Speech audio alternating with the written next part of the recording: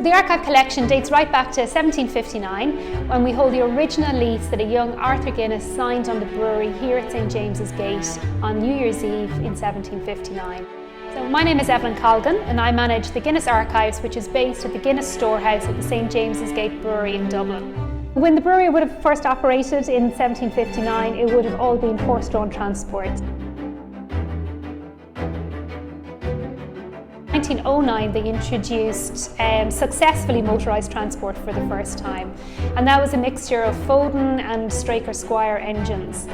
Coming into the 20s then, a new fleet was introduced with the Latil flatbed tractors, and they were really in operation then, augmented and supplemented by Thornycroft and some other models and makes of engines.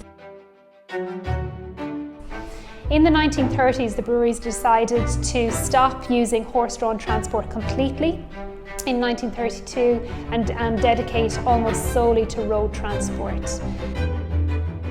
But what's interesting is in the Second World War, when obviously there was rations on petrol, horse-drawn transport came back into being.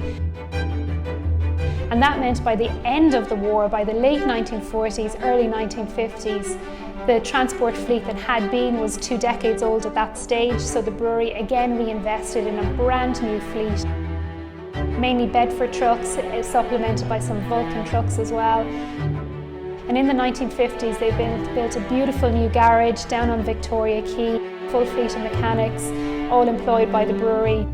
The 1950s, 1960s was a period of huge change within the brewery. It was the time when the barges ceased, horse-drawn transport completely ceased at that stage, and also the beer stopped being put into wooden casks and was being transported in bulk at that stage. So come the late 1950s, early 1960s, you start to see a lot of kind of Bedford trucks coming in, which were much more bulk liquid tankers rather than flatbed trucks, which would have been used traditionally to transport casks of Guinness all around the city. The Guinness Storehouse building is a really interesting and unique, actually architectural building in Dublin. It's actually the first skyscraper to have been built in the British Isles.